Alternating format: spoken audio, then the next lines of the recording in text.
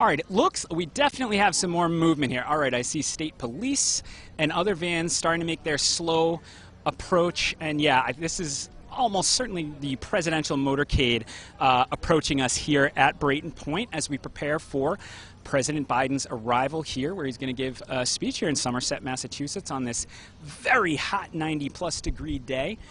We see 1, 2, 3, 4, 5, 6, 7. I can see 8 cars so far on the way, kicking up a lot of dust because, again, this is an old industrial site. We still got a lot of scrap around here from the controversial scrap metal work that was done for a few years here.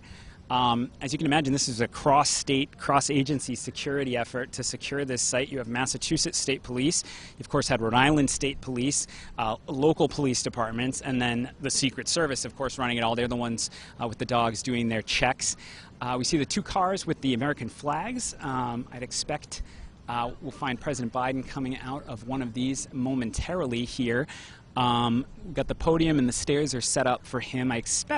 We're not expecting him to take a tour or anything like that. We're expecting the president to jump out of his motorcade and pretty quickly head up the stairs and give his speech here in Somerset about the clean energy future that he wants to see. Just getting myself in position here so I can see who comes out of where. Here we go. Rolling in. Not often we see these cars pulling up here in southern New England. So however you feel politically, there's only one president at a time, and it's always a big deal when they arrive in a local.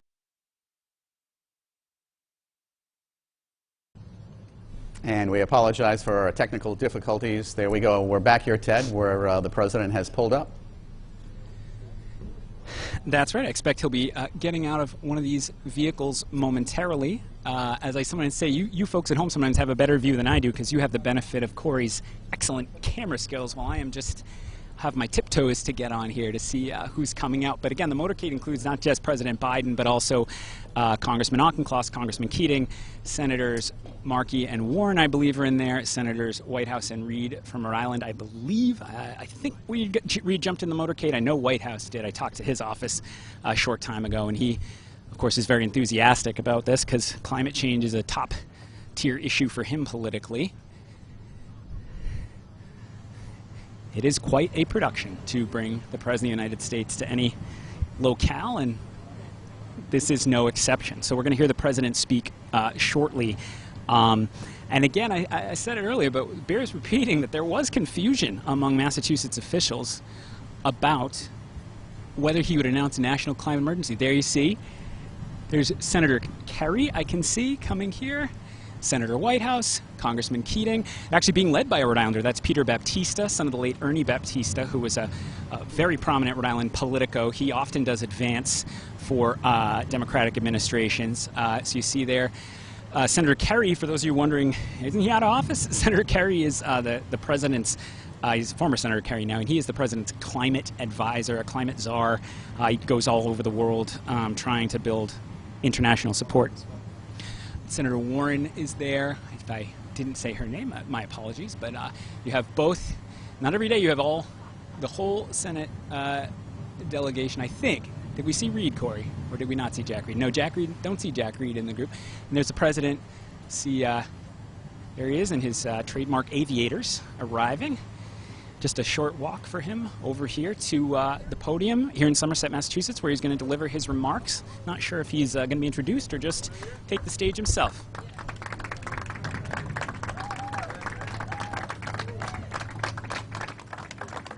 Thank you, thank you, thank you, thank you. And thank you for your patience of sitting out here. Appreciate it. Please have a seat if you have one. Well, hello, Massachusetts. It's an honor to be with you outstanding members of Congress today. Senator Ed Markey. Ed, there you go. Senator Elizabeth Warren. Congressman Auchincloss, where is she? There you go, Jake. Bill Keating, Congressman. And your great former members, and one of my dearest friends, John Kerry, is doing a great job leading our international special presidential envoy on climate, traveling the world and talking with an awful lot of people. He's talking into moving more than they've been doing. And another great Massachusetts native, Gina McCarthy. Gina, there she is. My national climate advisor is leading our climate efforts here at home. It's an honor to be joined by your neighbor from Rhode Island. He's not a bad guy at all. I live in his house, Sheldon Whitehouse, a great champion of the environment. He's been banging away at it. I come here today with a message. As president, I have a responsibility to act with urgency and resolve when our nation faces clear and present dangers. And that's what climate change is about. It is literally, not figuratively, a clear and present danger. The health of our citizens and our communities is literally at stake. The UN's leading international climate scientists call the latest climate report nothing less than, quote, code red for humanity. Let me say it again.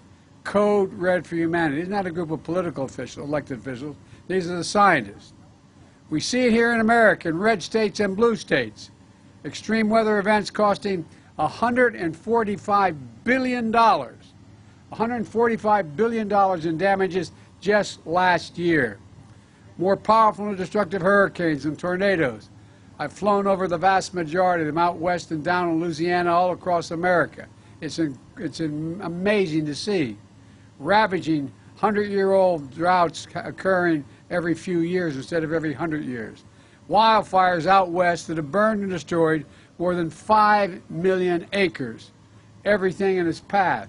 That is more land than the entire state of New Jersey, from New York down to the tip of Delaware. It's amazing. 5 million acres. Our national security is at stake as well. Extreme weather is already damaging our military installations here in the States. And our economy is at risk. So we have to act. Extreme weather disrupts supply chains, causing delays and shortages for consumers and businesses. Climate change is literally an existential threat to our nation and to the world. So my message today is this. Since Congress is not acting as it should, and these guys here are, but we're not getting many Republican votes, this is an emergency. And I will look at it that way. I said last week, and I'll say it again loud and clear. As president, I'll use my executive powers to combat the climate crisis in the absence of congressional actions, notwithstanding their incredible action. In the coming days, my administration will announce the executive actions we have developed to combat this emergency. We need to act. We just take a look around. Right now, 100 million Americans are under heat alert. 100 million Americans. 90 communities across America set records for high temperatures just this year, including here in New England as we speak. And by the way, records have been set in the Arctic and the Antarctic. Temperatures that are just unbelievable, melting the permafrost. It's astounding the damage that's being done. And this crisis impacts every aspect of our everyday life. That's why today I'm making the largest investment ever, $2.3 billion, to help communities across the country build infrastructure that's designed to withstand the full range of disasters we've been seeing up to today. Extreme heat, drought, flooding, hurricanes, tornadoes. Right now, there are millions of people suffering from extreme heat at home. So my team is also working with the states to deploy $385 million right now. For the first time, states will be able to use federal funds to pay for air conditioners in homes, set up community cooling centers in schools where people can get through these extreme heat crises. And I mean people in crises that are 100 to 117 degrees. An infrastructure law that your members of Congress have delivered includes $3.1 billion to weatherize homes and make them more energy efficient, which will lower energy costs while keeping America cool in the summer and warm in the winter and not using too much energy. And my Department of Labor, led by a guy named Marty Walsh, he talks funny, he's a hell of a guy. But all kidding aside, Marty was a great mayor, and I know he knows how to get a job done. I know he knows how to get a job done, and he's doing two things for me. First of all, as Secretary of Labor, he's developing the first ever workplace standards for extreme heat. saying under these conditions that hit this, you cannot do the following. You cannot ask people to do certain things. Second, he's sending folks out from the Labor Department to make sure we hold workplaces and to those standards that are being set. They've already completed over 500 heat-related inspections of workplaces across 43 states. And at the end of the day, it's going to save lives. Now, let me tell you why we're here at Brayton Point. 5 years ago, this towering power plant that once stood with cooling towers 500 feet high closed down. The coal plant at Brayton Point was the largest of its kind in New England. 1,500 megawatts of power, enough to power 1 in 5 Massachusetts homes and businesses. For over 50 years, this plant supported this region's economy through the electricity they supplied, the good jobs they provided, and the local taxes they paid. But the plant, like many others around the country, had another legacy, one of toxins, smog, greenhouse gas emissions, the kind of pollution that contributed to the climate emergency we now face today. Gina McCarthy, a former regulator in Massachusetts, was telling me on the way up how folks used to get a rag out and wipe the gunk off of their car's windshields in the morning just to be able to drive. Not very much unlike where I grew up in a place called Claymont, Delaware, which has more oil refineries than Houston, Texas had in its region just across the line in Pennsylvania. And all the prevailing winds were our way. I just lived up the road. In an apartment complex when we moved to Delaware, and just up the road to a little school I went to, Holy Rosary Grade School. And because it was a 4-lane highway that was accessible, my mother drove us, and rather than us be able to walk. And guess what? The first frost, you know what was happening? You had to put on your windshield wipers to get literally the oil slick off the window. That's why I and so damn many other people I grew up have cancer, and why for the longest time Delaware had the highest cancer rate in the nation. But that's the past, and we're going to build a different future with one with clean energy, good paying jobs. Just 15 years ago, America generated more than half its electricity from coal-fired plants. Today, that's down to 20%, because there's a big transition happening. Many of these fossil fuel plants are becoming sites for new clean energy construction. Others are switching to new clean technologies. Look at Brayton Point. Today, Brayton is one of the frontiers, on the frontier of clean energy in America. On this site, they'll manufacture 248 miles of high-tech, heavy-duty cables. Those specialized subsea cables are necessary to tie offshore wind farms to the existing grid. Manufacturing these cables will mean good-paying jobs for 250 workers, as many workers as the old power plant had at its peak. And the port here, 34 feet deep, was used to carry coal into the power plant. Now we're going to use that same port to carry components for wind power into the sea. The converter station here and the substation nearby are the assets that move energy across the power lines. They'll now move clean electricity generated offshore by the wind. Enough power to power hundreds of thousands of homes onto the grid, putting old assets to work, delivering clean energy. This didn't happen by accident. It happened because we believed and invested in America's innovation and ingenuity. One of the companies investing in the factory here joined me at the White House this month, Vineyard Winds, whose CEO told me about the groundbreaking project labor agreements they've negotiated with create good-paying union jobs. And I want to compliment Congressman Bill Keating for his work in this area. I'm also proud to point out that my administration approved the first commercial project for offshore wind in America, which is being constructed by Vineyard Winds. Folks, elsewhere in the country, we are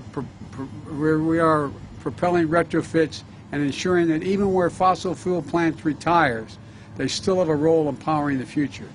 In Illinois, for example, the state has launched a broad effort to invest in converting old power plants to solar farms, led by Governor Pritzker. In California, the IBEW members have helped turn a former oil plant into the world's largest battery storage facility, the world's largest facility. In Wyoming, innovators are chosen to a retiring plant as the next site for the next generation nuclear plant.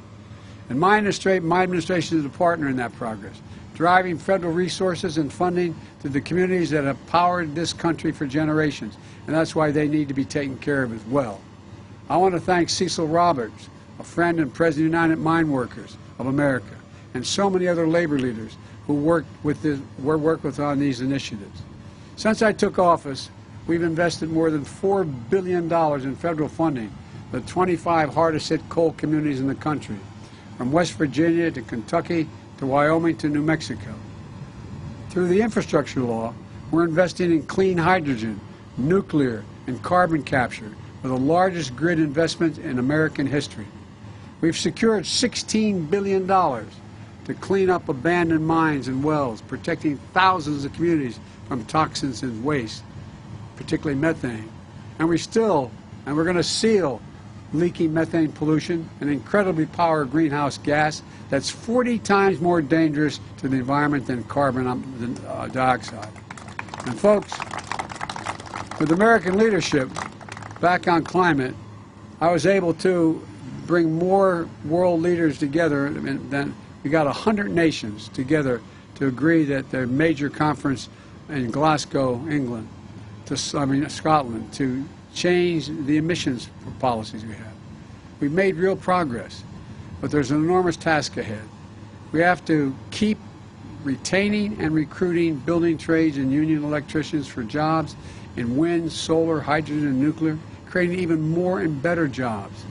We have to revitalize communities, especially those fence-line communities that are smothered by the legacy of pollution. We have to outcompete China and in the world and make these technologies here in the United States, not have to import them. Folks, when I think about climate change, and I've been saying this for 3 years, I think jobs. Climate change, I think jobs. Almost 100 wind turbines going up off the coast of Massachusetts and Rhode Island, with ground broken and work underway. Jobs manufacturing 2,500-ton steel foundations that anchor these offshore wind farms to the sea floor. Jobs manufacturing a Jones Act vessel in Texas to service these offshore wind farms. We're going to make sure that the ocean is open for the clean energy of our future, and everything we can do, give a green light to wind power on the Atlantic coast where my predecessors' actions only created confusion. And today, we began the process to develop wind power in the Gulf of Mexico as well for the first time. A real opportunity to power millions of additional homes from wind. Let's clear the way. Let's clear the way for clean energy and connect these projects to the grid. I've directed my administration to clear every federal hurdle and streamline federal permitting that brings these clean energy projects online right now and right away. And some of you have already come up and talked to me about that. And while so many governors and mayors have been strong partners in this fight to tackle climate change, we need all governors and mayors.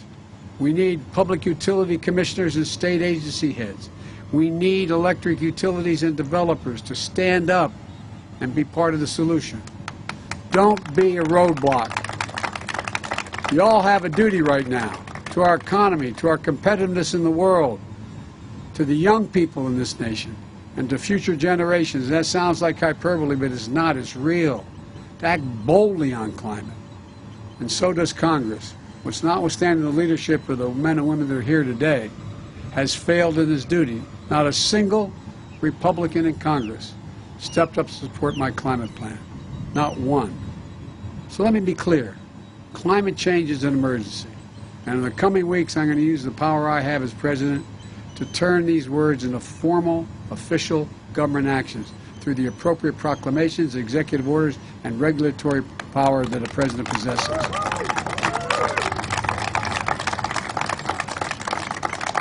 And when it comes to fighting for climate change, I will not take no for an answer. I will do everything in my power to clean our air and water, protect our people's health, to win the clean energy future. This, again, sounds like hyperbole. Our children and grandchildren are counting on us. Not a joke. Not a joke. If we don't keep it below 1.5 degrees centigrade, we lose it all. We don't get to turn it around. And the world is counting on us. This is the United States of America. When we put our hearts and minds to it, there's not a single thing beyond our capacity. I mean it. When we act together, and of all things we should be acting together on, it's climate. It's climate. And by the way, my dear mother, God rest her soul, used to say, Joey, out of everything bad, something good will come if you look hard enough. Look what's happening. We're going to be able to create as many or more good-paying jobs. We're going to make environments where people live safer. We're going to make the air safer. I really mean it. We have an opportunity here. I'll bet you when you see what's happened here in this cable construction here, manufacturing, and you go back and ask all the people who grew up in this beautiful place what they'd rather have. They want the plant back with everything it had, or what you're going to have. I will be dumbfounded if you find anybody other than for pure sentimental reasons saying, I'd rather have a coal plant. I'll end by telling you another quick story. When we moved from Scranton, when coal died in Scranton, everything died in Scranton. And my dad wasn't a coal miner. My great-grandfather was a mining engineer. But my dad was in sales, and there was no work. So we left to go down to Delaware. I told you where those oil plants were. But I remember driving home when you take the trolley in Scranton, going out North Washington and Adams Avenues. Within 15 blocks, we didn't live in the neighborhood, the most prestigious neighborhood in the region, in the town where the Scrantons and other good, decent people live. There was you'd go by a wall that my recollection is was somewhere between 15 and 18 feet tall. And it went for essentially a city block. And you could see the coal piled up to the very top of the wall from inside. It was a coal-fired plant. A coal-fired plant. And all of that, all of the negative impacts of breathing that coal, the dust, were affecting everybody. But at the time, people didn't know it, and there wasn't any alternative. Folks, we have no excuse now. We know it. There are answers for it. We can make things better in terms of jobs. We can make things better in terms of the environment. We can make things better for families overall. So I'm looking forward to this movement. Thank you, thank you, thank you. May God bless you all, and may God protect our troops. Thank you.